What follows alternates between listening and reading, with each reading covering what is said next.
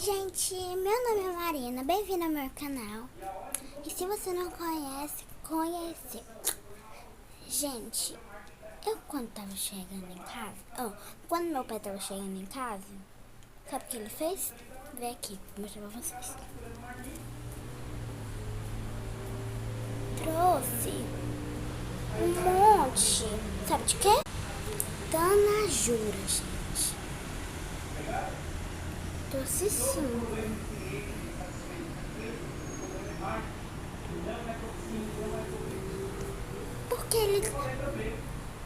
Porque ele trouxe que eu já criei uma tanajura. Eu até dei nome pra ela, só que eu esqueci. Eu já criei uma tanajura. Só que eu criei uma mais tranquila, né? Como era ela? Ela não mordia, não tinha asa, mas essa daqui, ó, morde e tem asa. Então, olha aqui, ó, pra vocês. Eu vou mostrar pra vocês, ó. Olha só. Só que as asas dela, ó, já caiu aqui. Caiu aqui.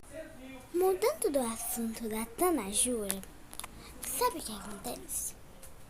Hoje eu levei minha querida filha pra onde?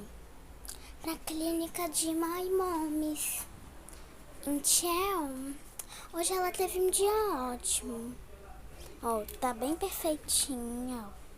Levei essa mochilinha aqui, que aqui tem o mamá dela, o pente, a chupeta, uma toalhinha de dormir, tem várias coisas. Quê? Quê?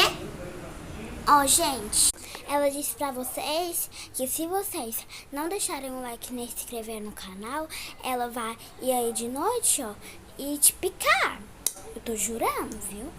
Juro de dedinho. Tchau e beijo da Marina.